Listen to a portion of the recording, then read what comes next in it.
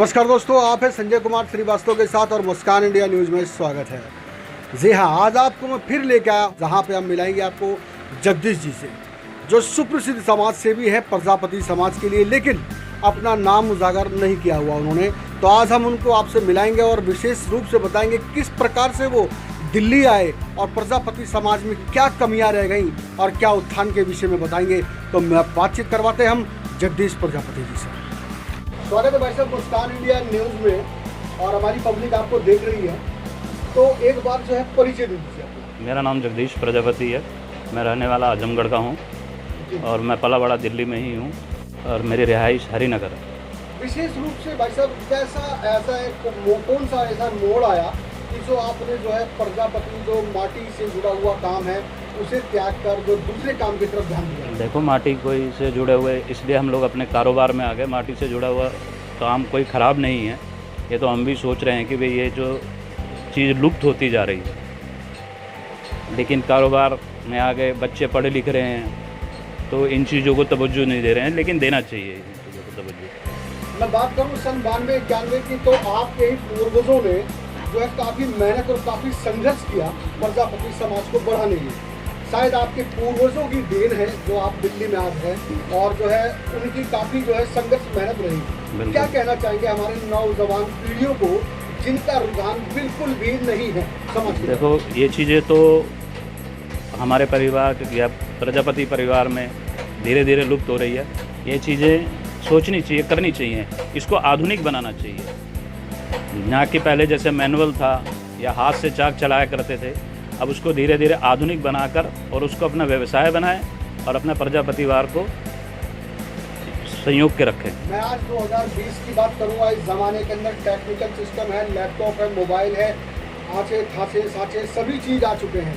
अगर माटी का काम भी जोड़ा जाए, किया जाए तो कब नहीं है इसके अंदर। पूरा उत्तम नगर आपका समाज जो है मट्टी का समाज का काम कर रहा है, लेकिन उसके बावजूद भी कई नौजवान पीढ़ियों की सोच ये है कि मिट्टी के काम में कुछ नहीं है, और जबकि माटी का काम जिसे कहते हैं कि माटी का कोई मोल नहीं है। उस माटी को तराश कर प्रजापति समाज ने न जाने क्या से क्या कला बना दी है। तो क्या कहना चाहेंगे, क्या बताना चाहेंगे उन नौजवान पीढ़ी को? देखो जी, आपकी बात बिल्कुल ठीक है। इस चीज़ को मैनुअल छोड़ के आधुनिक बना लें और इसी को ही बढ़ाएं तो भी कोई बुराई नहीं है। बस जी, मैं यही कहना चाहूँगा। अगर आपके समाज में मान लीजिए आप किसी संस्था से जुड़े हुए हैं, वहाँ पे उस संस्था में कौन कौन सा कार्य करवाते हैं, क्या क्या माने? देखो जी, मैं जिस संस्था से जुड़ा हुआ हूँ खाटू श्याम की है और शिव परिवार की है। जैसे शिव कांवड़ जाते हैं उसमें सेवा करते हैं, और खाटू श्याम की जो है हर साल कीर्तन होता है उसमें हम लोग थोड़ा बहुत योगदान कर देते हैं। लगभग कितने जुड़े होंगे प्रजापति परिवार के जो तकरीबन मेरे हिसाब से 200 से ज़्यादा लोग जुड़े हुए हैं। तो मेन उद्देश्य क्या है उस समिति का? उद्देश्य यही है कि भाई साल में एक बार सब परिवार के इकट्ठे हो जाते हैं, प्रजापति परिवार के, और सुख दुख की सारी बातें हो जाती हैं। अगर मुझे कोई दिक्कत है तो परिवार साथ में आ जाता है प्रजापति। बस यही है। कन्याओं का विवाह भी होता है? कन्याओं का विवाह भी होता है, जो गरीब कन्याएँ हैं उनका विवाह होता है। कितनी कन्याओं का विवाह होता है? तकरीबन 200, 150, 200 कन्याओं का विवाह होता है। मैंने प्रजापति समाज भाई साहब और भी देखा, और भी समिति देखी, नागलोई में भी है, न्याल विहार में भी, कंजावला भी है। बतौर पत्रकार में हर जगह जाता रहता हूँ और समिति में जाता रहता हूँ, लेकिन भाई साहब जगह जगह पे एकता के नाम पे जो है बिल्कुल नहीं है, वहाँ पे एकता नहीं है। क्या कहना चाहिए प्रजापति भाई? देखो जी, इन चीज़ों को तो खुद मिलजुल कर ही रहना सही है। अब को हमारी सोच बदलनी पड़ेगी हमको, तभी जाकर एकता रहेगी। मैं सोच के विषय में बात करूंगा तो आज मैं किसी भी समाज की बात करता हूं तो सभी समाज का कहीं ना कहीं आपको छोटा सा छोटा नेता, निगम पार्षद, एमएलए, विधायक कुछ ना कुछ दिखाई दे जाएगा। हमारे प्रजापति भाइयों ने भी मेहनत की, लेकिन आज तक वो जीत नहीं पाए। कारण क्या रहा कि राजनीति? कारण एकता, प्रजापतिवार की एकता। प्रजापतिवार में एकता नहीं है। क्या वो किसी पार्टी से कहीं से कोई जीता आज तक विधायक बना? नहीं, अभी तक कोई नहीं है, हमारे टच में कोई नहीं है। क्या लगता है कि आपको हमारे देश को एक नेता देना चाहिए?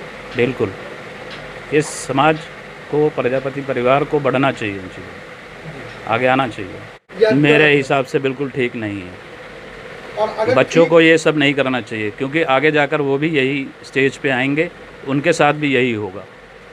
जगदीश जी आपने कह दिया ठीक नहीं है, अगर मान लीजिए अगर देखिए वृद्ध जो हैं जिनके आगे पीछे नहीं है उनके लिए ठीक है, ना कि जो बच्चे छोड़ जाएं अपने माता पिता को। उन्होंने सब कुछ दिया, सब कुछ किया और उनको इस स्टेज पर लेकर आए, ये बिल्कुल गलत है। क्या कहना चाहेंगे हमारी नौजवान पीढ़ियों को अपने माता पिता का किस मैं तो यही कहना चाहूँगा कि वो भी आगे बुज़ुर्ग होंगे, उनके साथ भी ऐसा ही होगा तो कैसा लगेगा, बस मैं यही कहना चाहूँगा।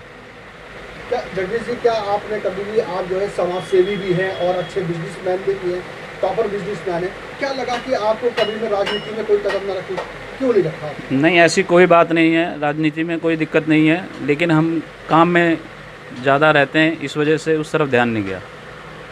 अगर एक प्रजापति भाई चाहेगा पहला कदम रखना राजनीति के अंदर, जब तो आगे शुरुआत होगी। जरूर जरूर जरूर। तो आप अगर नहीं रखेंगे तो आप नौजवान, अगर नहीं, ऐसी बात नहीं है, अगर हमें मौका मिला तो हम जरूर आएंगे।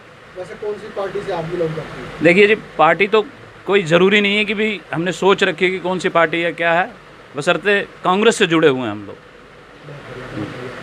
मैं बात करना चाहूँगा आपके समाज को छोड़ के अन्य समाज के विषय में, हमारे देश के विषय में। हमारा देश इस टाइम संकट में आया हुआ। अभी हाथरस के अंदर एक हादसा हुआ है जहाँ पे एक बच्ची के साथ बलात्कार हुआ है, और ये जगह जगह जो है हमारे हर देश में हो रहा है और अभी तक बंद नहीं हो रहा है। चाहे वो कैंडल मार्च निकाला जाए, चाहे भूख हड़ताल रखी जाए, चाहे धरना प्रदर्शन रखा जाए। क्या कहना चाहेंगे उन भ्रष्ट अधिकारियों के लिए, उन बलात्कारियों के लिए? क्या क्या विशेष? देखो जी, चाहे किसी की भी घर की कन्या हो, उसके साथ होता है तो उसको बहुत दुख, और ये चीज़ें कानून को सख्त होना ही चाहिए इस चीज़ों के लिए। कानून जब तक सख्त नहीं होगा तब तक ऐसे मतलब एक तरीके के समाज में कीड़े कहेंगे उनको, ये उत्पन्न होते रहेंगे। हमारे भारत सरकार के लिए क्या निवेदन है? मैं तो यही कहूँगा कि अच्छा फैसला करें, अच्छा सब चीज़ देखें, और मतलब मेरे कहने का ये मतलब है सच्चाई की तरफ ज़्यादा जाएं। कोरोना वायरस महा खतरनाक बीमारी थी और अभी हमारा देश जूझ ही रहा है, जबकि हमारे जो गरीब भाई हैं, चाय वाले, पान वाले, रिक्शे वाले, वो यहाँ से जा चुके हैं और अब उनके मन में खौफ बैठा हुआ है दिल्ली आने के। और उस वजह से आप बड़े बिजनेसमैनों को, टॉपर बिजनेसमैनों को नुकसान भी है, क्योंकि वहाँ पे लेबर और वर्कर नहीं। क्या कहना चाहिए कि वो वापिस किस प्रकार आए, क्या संदेश देना चाहिए? देखिए जी, ये प्रॉब्लम कोरोना की तो हर जगह है, लेकिन वो लोग ये सोचते हैं कि हम अपने घर चले जाएं तो परिवार के सामने रहेंगे तो ज़्यादा सुविधा मिलेगी। ऐसा कुछ नहीं है। जब तक कमाने का ज़रिया नहीं होगा तब तक वो कैसे सही होंगे, बच्चे उनके कैसे सही रहेंगे, आगे पले बढ़ेंगे कैसे, पढ़ाई कैसे करेंगे। मैं तो यही कहना चाहूँगा कि जो जैसे लाइफ चल रही है वैसे चलाएं और सतर्क रहें इस बीमारी को लेकर, बस। यानी कि वो दिल्ली वापसी कर सकते हैं, दिल्ली वापस आएँ या कहीं भी रहते हों, बस मैं यही कहूँगा। हाँ, अपना कारोबार करें, काम धंधा करें और सतर्क रहें, बस। मैं तो यही कहूँगा सभी देशवासियों को दीपावली, रामनवमी की हार्दिक शुभकामनाएं।